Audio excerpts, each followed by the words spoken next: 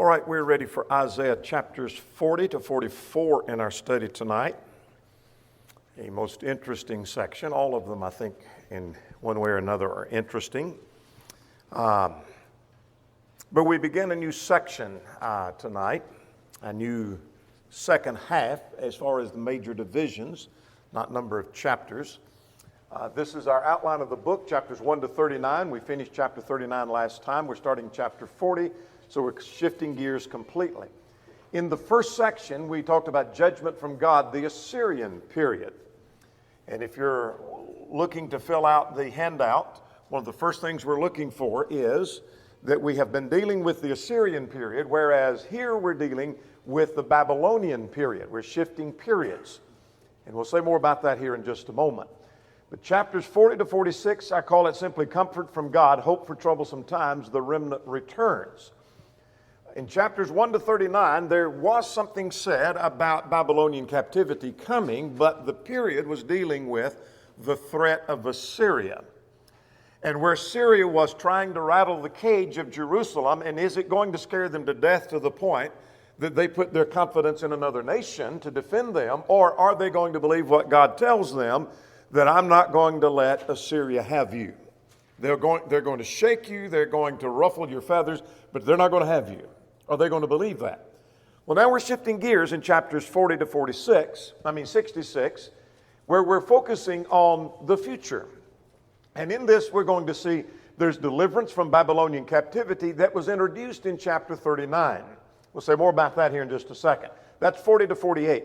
Then there's the suffering servant, 49 to 57. We're going to get into that section more into the messianic prophecies.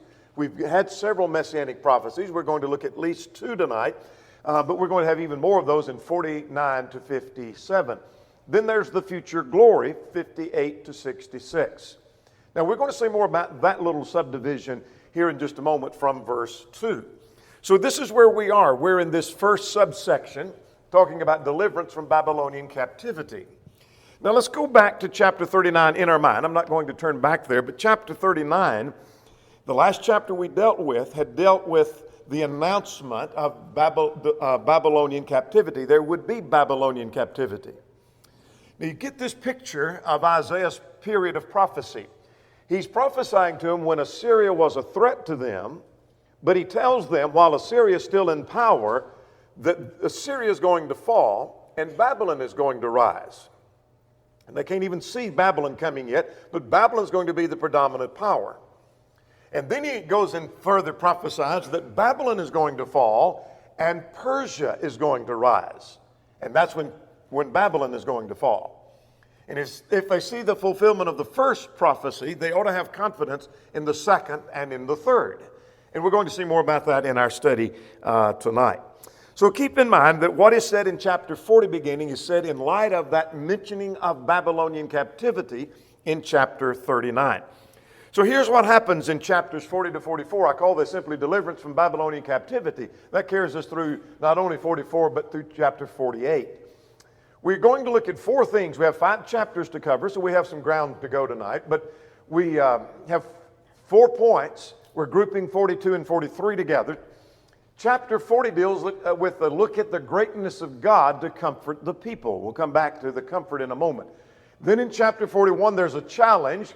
God can foretell the future, but can the gods of the nations do that? That is, the idols of the nations, can they do that? And then 42 and 43 go together of God taking care of his people. And then 44, Israel should not fear because the one true God promises to deliver. And so you see this overriding theme again that we saw in chapters 1 to 39. Are you going to put your confidence in God, in what he says, or are you going to put your confidence elsewhere? And that's why we said chapter 31 in verse 1 would summarize the entire book. All right, let's start with chapter 40 now. There's more than one point in chapter 40. We'll get to the second point in just a moment. But let's look at verses 1 through 11. I call this a look at the greatness of God, the chapter, to comfort his people. So in verses 1 through 11, comfort is needed and comfort will be given. So one of the questions in the handout is, why is there a need for comfort? Because of the announcement of the coming of Babylonian captivity. And so you think about, put yourself in the position of listening to the preaching of Isaiah, that you're scared to death concerning Assyria, but he's assured you Assyria is not going to take you. You think, okay, that's over. Maybe, I hope. And then he says Babylon is rising, and Babylon will take you. Now things seem to get worse. So there is a need for comfort to people who are going to Babylonian captivity. Those who are faithful are going to come back as a remnant.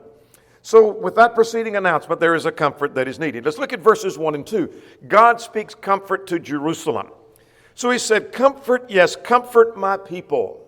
That's the point of verses 1 through 11. This, you might underline, comfort, yes, comfort my people, says the Lord. Speak comfort to Jerusalem and cry out to her.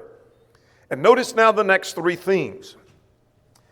And I've tried to highlight these and suggest that from each one of these phrases, that seems to summarize the rest of the book, from chapter 40 to 66. The first is that her warfare is ended. I think that's a reference to Babylonian captivity that is yet to happen, is going to come to an end. Notice how far God works in his prophecy. It's not when Babylon is knocking at the door, about to make their siege on Jerusalem, that God prophesies, oh, by the way, this looks like Babylon's going to take you. I think I'll prophesy. God prophesies before Babylon ever rises in power. And so Babylonian captivity is going to rise, but now he's prophesying they're going to end. And so her warfare is ended. That her iniquity is pardoned. That would seem to be what chapters 49 to 57 is talking about. The Messiah will take away the sin. And as often as the prophet does, as he often does, he paints the back dark ground of the nation, and then he puts the brighter days of the Messiah out against that. And then the next phrase was, for she has received double from the Lord's hand, has received from the Lord's hand double for all her sins. And some have suggested that perhaps summarizes 58 to 66, the balancing of the scales of justice, as Harkrider would word it, or the future glory, as we have put it in our outline. So perhaps that is a summary of the rest of the chapter. The comfort my people. And then he makes these 3 points, and that's the rest of the book. So the rest of the book is about comfort. So if you have been just a little down about the book of Isaiah, thinking, it's a prophecy of doom, and, this nation is doomed, and this nation is doomed, and Judah and Israel is doomed, and repentance is needed, then here is future glory and comfort found in chapters 40 to 48, summarized right here in verse 2.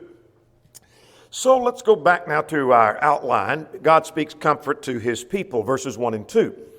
Now then, here is verses 3 through 11, better days under the Messiah. Now, this is not new to us because this is what the prophet has been doing. He talks about a dark background of sin, of a nation, or problems, and then growing out of that, he paints a brighter future. So this is our first. If you look on the back of your handout, you're looking for at least 2 here. This is the first of the 2 we're looking for. And this is a messianic section. We know that because of Matthew chapter 3. So we have here the better days under the Messiah. Verses 3 and 4 now talk about a forerunner is going to prepare the way of the Lord. This is quite obvious. The voice of one crying in the wilderness, prepare the way of the Lord, make straight in the desert a highway of our God. Every valley shall be exalted, and every mountain and hill shall be made low, and the crooked places shall be made straight. Well, you see the point. It's like preparing, making a road better for the entrance of someone majestic, a king. So you take the crooked road and you make it straight. You take the hill and bring it down. You take the valley and you raise it up. And so you're making the road straight, preparing the way. So there is a forerunner coming for the Messiah. Who is that referring to? Well, obviously John the Baptist. And we know that because that's quoted, and you're looking for this in your handout, in Matthew chapter 3, verses 1 to 3, where it's quoted there saying it applied to John the Baptist. That's how I know for sure that it refers to John the Baptist. So this is a messianic section. Now, at verse 5, your workbook has verse 4, but it's verse 5. All flesh will see the glory of the Lord. All flesh will see the glory of the Lord. Notice at verse 5, the glory of the Lord shall be revealed, and all flesh, that is Jew and Gentile, shall see it. Parallel to Isaiah chapter 2, all nations shall flow unto it. Now, in verses 6 to 9, glad tidings are going to be proclaimed. That is, under the Messiah that comes. When the Messiah comes, glad tidings, it's a spread of the gospel. Notice verse 6. The voice cried out and said, "What shall I cry? All flesh is as grass, and all its loveliness is as the flower of grass. The grass withers and the flower fades, but the breath of the Lord blows, because the breath of the Lord blows upon it. Surely the people are grass, the grass withers, and the flower fades, but the word of the Lord stands forever." Now this is quite interesting, because one of the other things you're looking for in your handout is, this is quoted in 1 Peter chapter 1, 24 and 25. They're emphasizing the enduring nature of the Word. Well, that's the point being made here, is the enduring nature of the Word. So the point is, glad tidings are going to be proclaimed in verses 6 to 9. That is, the message of the gospel is going to go forth. Look at verse 9. "O Zion, you who bring good tidings," that's the word of the Lord that stands forever.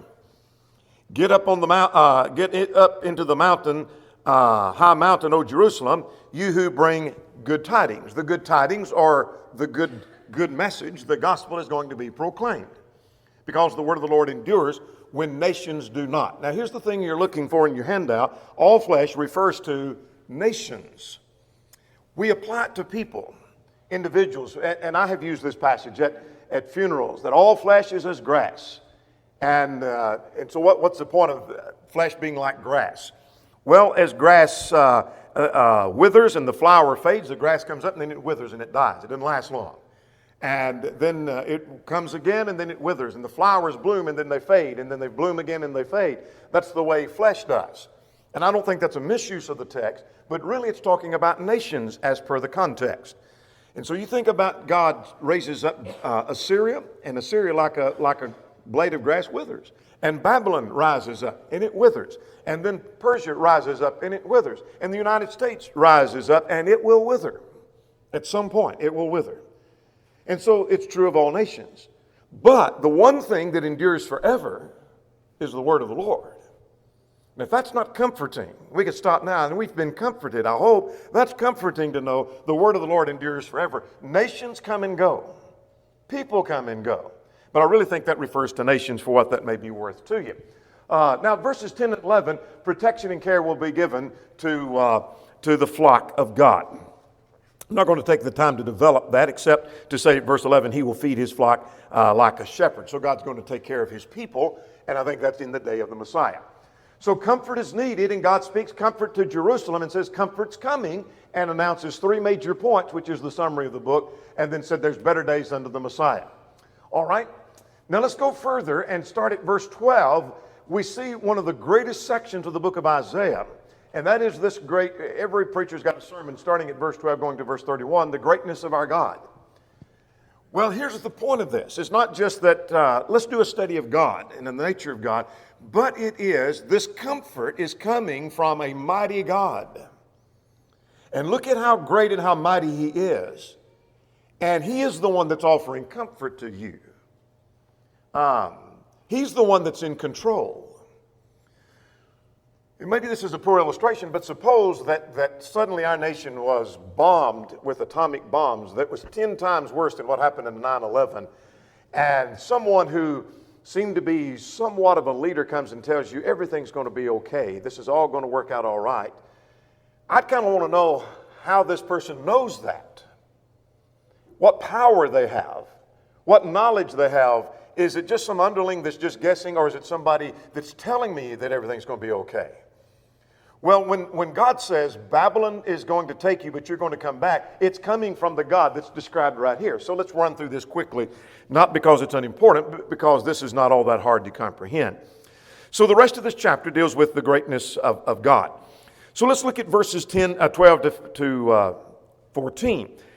His greatness is seen as it's compared to the world that he created. For example, he measures the waters in the hollow of his hands and measures the heaven in a span. A span is the width across from your longest finger to your thumb. God can take his, and it's not literally, God has a literal hand, but it's like God can measure the heavens with a span. I can't do that. You can't do that. But can you imagine measuring the heavens with a span and holding all the waters of all the oceans in the palm of his hand? That's the greatness of our God. All right, let's go further, beginning at verse 14. I said beginning there. That's ending that section. This reminds me of Romans 11:14. And with whom shall he take counsel, and who instructed him and taught him the path of justice? In other words, who's wise enough and smart enough to set in judgment on God and give God some advice? No one is wise enough. He's the one that holds the world in the palm of his hand. Now, beginning at verse 15 now through 17. So 15 to 17, compared to the nations. What does he say about the nations? Behold, the nations are a drop of a bucket. It's a picture of taking a bucket to the well. And if you ever went to the well and picked up a bucket of water and you're carrying it back to the house, there are drops that fall off of the bottom of the bucket, and you don't look back and say, oh, I've lost a lot of water. Those are insignificant. You don't even know how many fell off. You don't care because they're insignificant. Nations are like the drop that falls off the bottom of the bucket. They're insignificant in comparison to God. Big nations like Assyria, Babylon, United States, Russia, China are insignificant in comparison to God. All right, let's go further. Look at verse 17. All nations are before him as nothing. Let's go down to verse 18. Compared to idols, what's he like? To whom shall we liken God? What likeness? And he talks about how the workman makes his carved image. The goldsmith overspreads it with gold. And verse 20, basically, if I may paraphrase, those that are too poor to have the gold covering theirs, they make this wooden god. And then they seek for a craftsman to support it and build it so it won't totter and fall over. So they've got to support their God rather than their God supporting them. In comparison to the gods, we don't have to support our God. He supports us. Let's talk about number 4, compared to the mighty of the earth, 21 to 24. Have you not known or have you not heard that he sets on the, look at, I'm skipping some things I recognize. Verse 22, he sets above the circle of the earth, and the inhabitants are like grasshoppers. And he's talking about princes, like at verse 23. What's he saying? That the leaders, you take Sennacherib, you take Nebuchadnezzar, any of those great leaders, later Nero, Domitian, Putin, Biden, Trump, any great leader, by great I mean powerful leader, they're nothing compared to God. They have nothing in comparison to God. He brings the princes to nothing. Verse 23, he makes the judges of the earth useless. Scarcely shall they be planted and sown, etc. He blows them away like stubble. Verse 24. So there's the greatness of our God. Verses 24 and 25, he controls the stars. He controls the stars. Lift up your eyes, I'm reading at verse 26 on high. And see who has created these things. That is, look to the heavens, and what do you see? He brings out their hosts by number, and he calls them by name. Scientists don't even know how many stars there are. God knows, and he's named every one of them. In other words, he knows exactly. He knows exactly how many hairs are on your head and how many stars there are. Now, verse 27 to 30, he is the source of all power and all strength. And so all power, that is any leader that has power, any strength that any animal has or anything else, all power, all strength, ultimately comes from God. The everlasting, I'm reading at verse 28, the everlasting God, have you not known or have you not heard the everlasting God, the Lord, the creator of the ends of the earth, neither faints nor is weary. In other words, God never faints, he never grows weary, he's full of strength. Even those that in their youth, verse 20 or verse 30, will faint and become weary. Even the youngest who say, I'm invincible. You're going to get tired, you're going to get weary. God never gets weary. Now, verse 31 is one that we hear quoted many times, and it's a source of encouragement.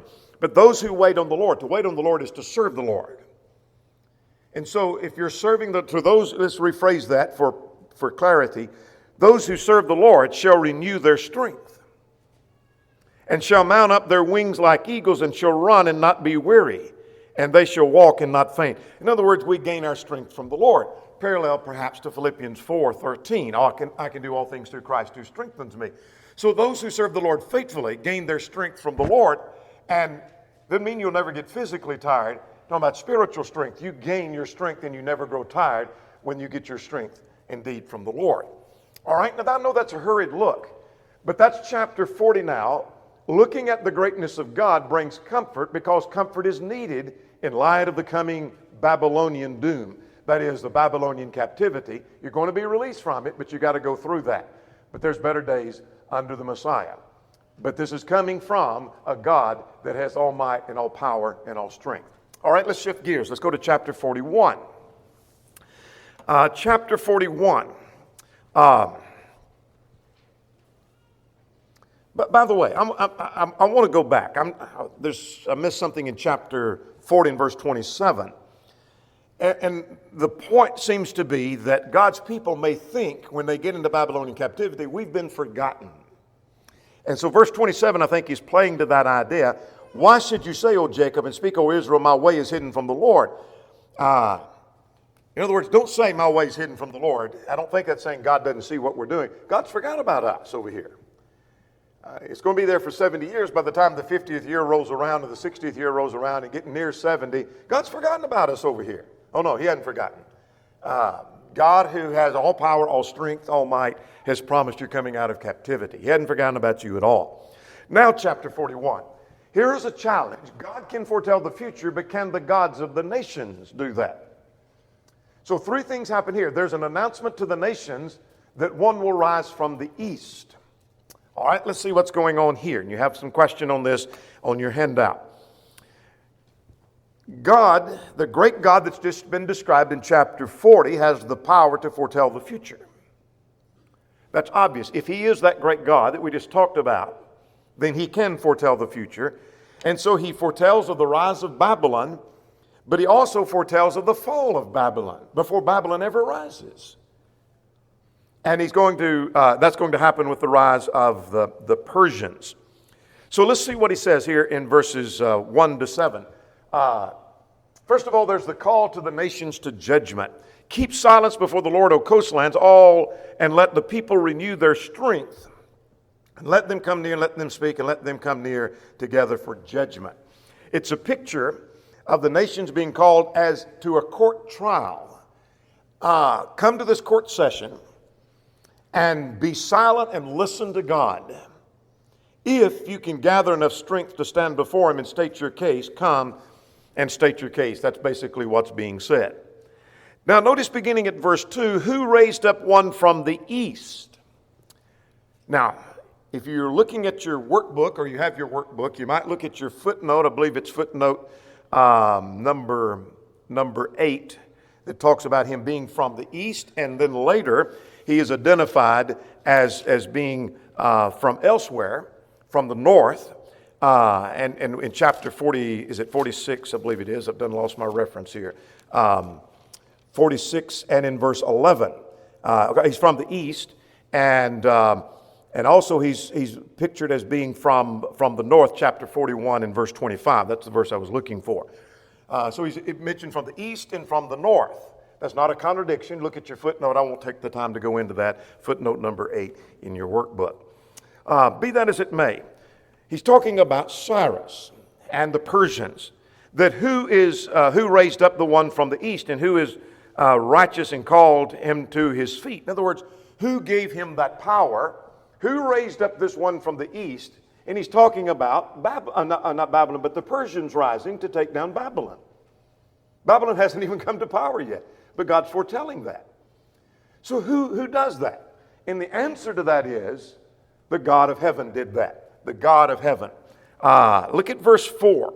Who has performed and done it, calling the generations from the beginning? I, the Lord, am the first, and I am the last, am He. Now, that is an affirmation of the eternal nature of God. If we didn't see His eternal nature in chapter 40, we definitely see it here in chapter 41. That's an affirmation of the eternal nature of God.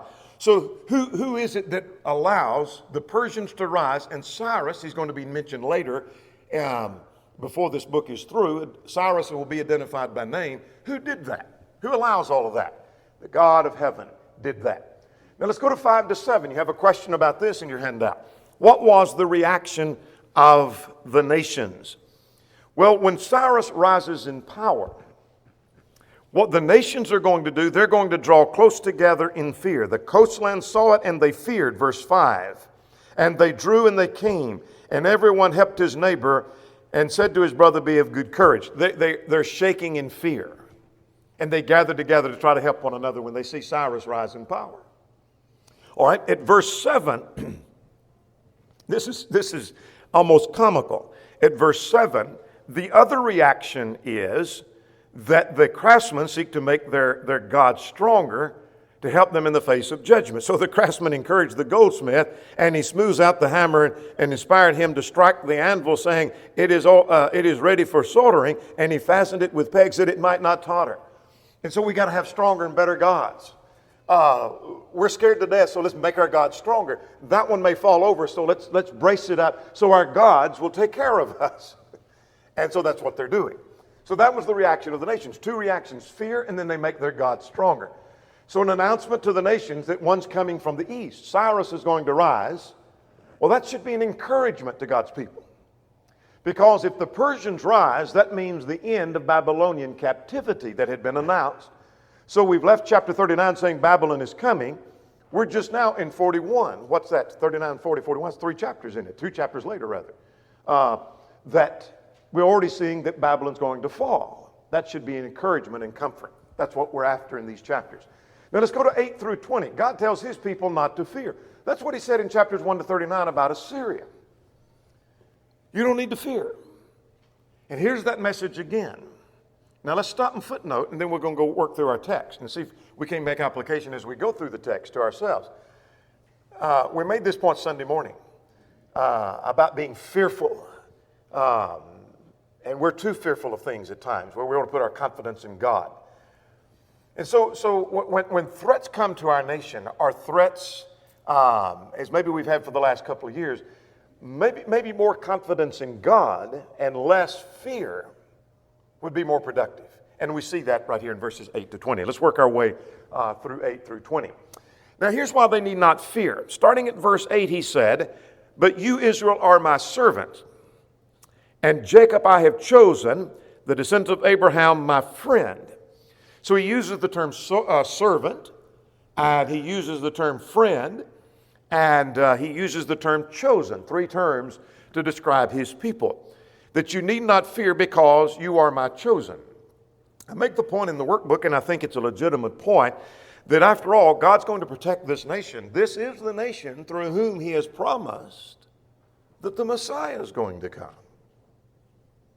And if he allows a nation to utterly destroy and wipe this nation out and it's gone, there is no hope for a Messiah coming. And so he is going to protect this nation. So you are my chosen. You are my servant. You are my friend. Now notice verse 10. Fear not, for I am with you. Be not dismayed, I am your God. I will strengthen you. Yes, I will help you. I will uphold you with my righteous right hand. Right hand was always a symbol of strength. It's not he's saying he's going to do it with his right hand versus his left, with his strength. Look up the phrase right hand. Do a Google, not a Google search, but a Bible search, how many times that's used. And it's always in a context, almost always in a context of strength. And see if that's not the case. Now at verse 11 through 13, the Lord is going to cause his enemies to be dismayed. Behold, all those who are incensed against you shall be ashamed and disgraced and shall be as nothing. Now we'll finish that, but what are we talking about?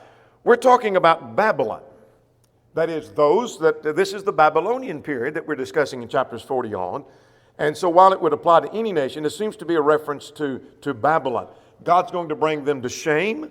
He's going to make them disgraced. He's going to make them as nothing. They will perish. And you're going to seek for them, and they'll be as nothing. And those who war against you, verse 12, will become as nothing and non-existent. In other words, I'm going to take Babylon down. So the Lord's going to cause the enemy to be dismayed. That's why you don't need to be fearful. You're my servant, after all. You're my chosen people. And those that are against you, Babylon, I'm going to take them down. All right, look at 14 to 16. The Lord will make his people strong, he says. Fear not, you worm Jacob. Now, you probably would be offended if someone said, trying to help you and comfort you, called you a worm. But it suggests weakness, that Jacob, God's people, are as weak as a worm. And they need strength. Where's it going to come from? Well, his point here in 14 to 17, that I will make you strong. So now go back and see if that doesn't make sense. Fear not, you worm Jacob, you men of Israel. I will help you, says the Lord, and your Redeemer, the Holy One of Israel. Behold, I will make you into a threshing sledge and sharp teeth. Now, that's the promise. I think that alludes to the release from Babylon. And being that we know they're going to be released from Babylon, that I'm going to turn you that was a weak worm, turn things completely around from being a weak worm under the threat, under the thumb of Babylon. I'm going to turn you into a threshing sledge and sharp teeth. I think you're looking for that phrase in one of the questions, maybe in the ones in the workbook, but verse 15 is going to be your answer for something you're looking for. Now let's drop down to verse 17, start another subsection. The Lord's going to remember his people in time of need. The Lord is going to remember his people in time of need. So the deliverance from Babylonian captivity that God promises is compared to a couple of things here. Now notice what he says. When the poor and needy seek water, and there is none, their tongue shall fail for thirst. That I will open, verse 18, rivers in desolate heights. So what God's going to do is going to bring fresh water to the thirsty. That's one comparison that's given. And the other is he's turning a wilderness into a pool of water. I will make the wilderness a pool of water. Can you imagine being in a wilderness and you're thirsty and you're parched and there's no water around, and suddenly God creates a pool of water? So what the point is the Lord remembers his people when they're in captivity. So it's all a promise you're coming back out of captivity. You say, what does this all mean to me? What does this all mean to me? Well, let's get verse 20 and then we'll summarize that section before we go further. That they may see and know and consider and understand that the hand of the Lord has done this, the Holy One of Israel. This was all done by the hand of God. Here's what this means to me. This means that I don't need to be fearful when God has given me some assurance about some matter, whatever that matter may be. That's number one. Something else that means to me is that if God fulfilled his promise here and he kept Assyria from taking them, he allowed Babylon to take them, but he brought them back out from Babylon, and Cyrus and the Persians came forth just like he prophesied. Anything God has given promise to me, he's going to do. I can rest assured his promises will be fulfilled. And that's what that means to me. All right, let's go beginning at verse 21 now. Here's a challenge to the gods of the nations. Now, let them prove that they are real and have power by foretelling the future. Now, there is several places in this section of 40 to 44 where this would be true. This would be one of them. And that is, this section tells me that prophecy and fulfillment is strong evidence. So just suppose that we have somebody come and speak to us during a meeting and he preaches on prophecy and fulfillment. He talks about, here was the prophecy concerning Babylon, it was fulfilled, and da-da-da-da-da. And he goes on and on and on with all the prophecies. And you say, okay, that was interesting, but I already believe in God and believe the Bible is true. That is some of the strongest evidence that God exists and that his word is true. Because God presents it as evidence right here. If these idols are anything, and so in interest of time, let's hit this quickly. 21 to 24. Look at verse 23. Let them show things that are to come hereafter, that we may know that they are gods. In other words, he makes two challenges to them here. Let them show where they have made prophecies before that have been fulfilled, and then we'll know they have true powers of prophecy and they're gods. Or let them prophesy now for the future, and when it comes to pass, then we'll know they're true gods. And the answer to that is, they are answering nothing. Look at verse 28. When I asked them, they could, when I asked them, could answer a word, nor could they answer a word. In other words, they didn't say a word. In other words, it's like a court scene. He puts the idols on trial and asks them, prove your power. They don't say a word. There is no evidence that they can provide. All right, now notice at verse 25, one comes from the north. Well, that's Cyrus. He comes from the east and from the north. And again, your footnote, I believe number 8, will help you figure that out. But again, here's prophecy given as evidence. In interest of time, verses 25 to 28 basically is saying, God says, here's my evidence. I gave you a chance to prove yourself. Let me prove myself. I gave prophecy concerning Babylon. I gave prophecy concerning Cyrus. I gave prophecy and prophecy after prophecy after prophecy after prophecy. And it came to pass just like I said. Let me give a prophecy about the future. And he does. And so prophecy and fulfillment stood as strong evidence that God is real and God is true. Now let's move to chapters 42 and 43. 42 and 43 go together. God will take care of his people. Now, this moves on rather quickly because one is they're not that long of a chapter, but again, the points are simple and they're going to move along quickly because we're running out of time. Chapter 42, here's your second messianic section. So you're looking for that, the second messianic section. The servant, the Messiah, will bring justice to the Jews and the Gentiles. Now, this is the nature of how the prophet works. You're used to this by now, so this is not a surprise. Dark picture, future, then he comes over here and here's the Messiah on the other side. So he talks about my servant, my Holy One. I'll bring my Spirit and pour forth justice on Gentiles. As a footnote, should it have been a surprise to the Jews who had any knowledge of the Old Testament that when God ushered in the Gentiles, should that have surprised them? Amos had said Gentiles by name, and so did Isaiah. It should not have surprised them, but it did. The point of verses 1 to 9 is that he's going to bring forth the Gentile light to the Gentiles. Look at verse 6, that he's going to bring light to the Gentiles and open blind eyes and bring out prisoners from prison. These are descriptions of salvation. So basically what you have in verses 1 to 9, the Messiah is going to bring justice. There's better days ahead, and salvation will come through the Messiah. Now verses 10 through 17 is a new song, a song of praise and thanks for deliverance. Now, there is some question about that section, about this deliverance, that some think that refers perhaps to the deliverance of under the Messiah, and it may, but it seems to fit the concept of deliverance from Babylonian captivity. But let's work through that and see. Starting now at verse 10, there's praise to God who prevails over his enemies. So look at verse 10. A new song is sung.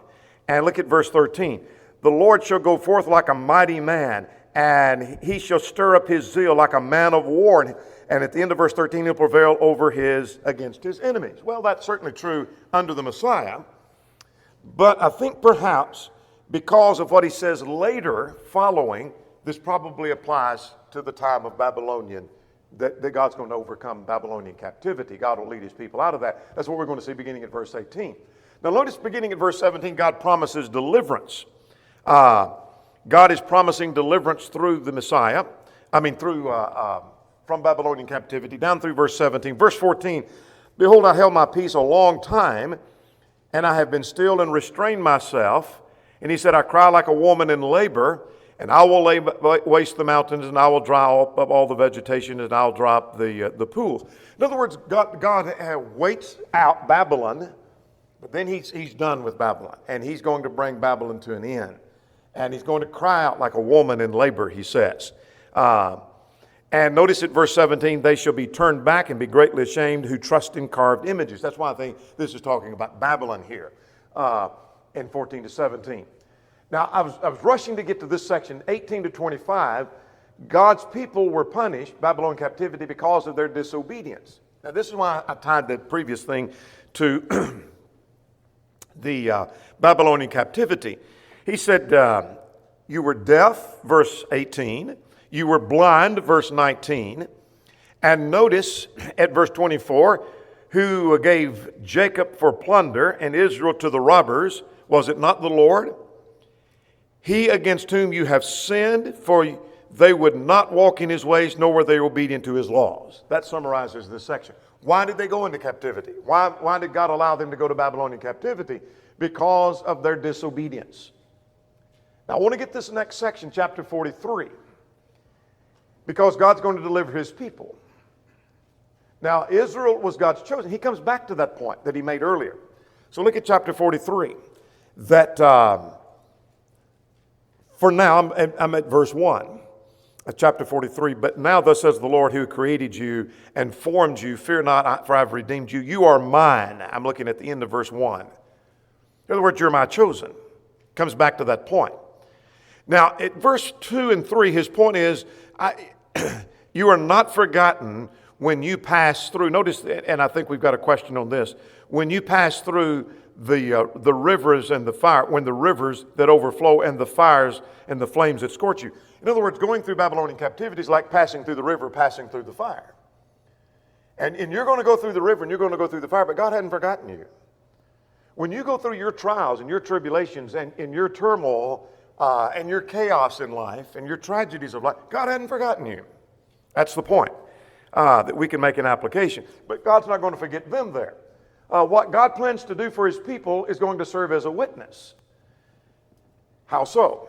Well, I take note in the workbook about that a little bit, but I think the point is this, that it serves as a witness, is that only God and none beside him could make a prophecy, and furthermore, God makes a plan of what he's going to do to Babylon, and when he's done with Babylon, nobody, look at verse 13, nobody can change that. Nobody can change God's plan of what he's going to do with Babylon.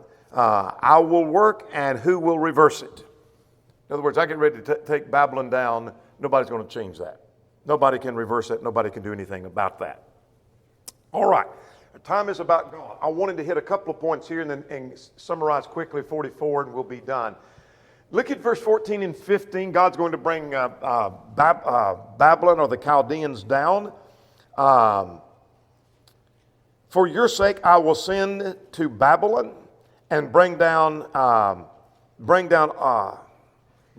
all down as fugitives. That's the phrase I'm looking for. I'm going to Babylon and bring them all down as fugitives. The Chaldeans, the same as the Babylons, who rejoice in their ships. In other words, I'm going to bring Babylon down. That's the point in verse 15. God's going to do, verse 16 to 18, what seems like it's impossible, absolutely impossible, and God's going to do that. Now let's quickly summarize 44 and we'll be done. 44, Israel should not fear because the one true God promises to deliver. That's the point. There is no other God like him. I want to get that point first. 6 to 20. No one can prophesy like God can. He turns and talks about how the idols are nothing but they're worthless. They were made by man. And man creates them, and he creates his own God. So the idols are worthless, and there's no God but the one true God. Now then, let's go back to verses 1 to 5. And God's people have no reason to fear because God, who is the only one and true and living God, is going to bless them. So you go into captivity, you're going to come back. It's going to be okay. It's going to be okay because the one true and living God has promised to bless you. And one will say, I am the Lord's, verse 5, and call himself by the name of Jacob. God indeed will bless them. Israel has not been forgotten. God will not forget his people. Let's close with that section. Look at verse 21. Remember these, O Jacob and Israel, for you are my servant. I formed you. O Israel, you will not be forgotten by me. We'll end on that note. You will not be forgotten. You're going into captivity, but you're not going to be forgotten at all. And that's the message of chapter 44.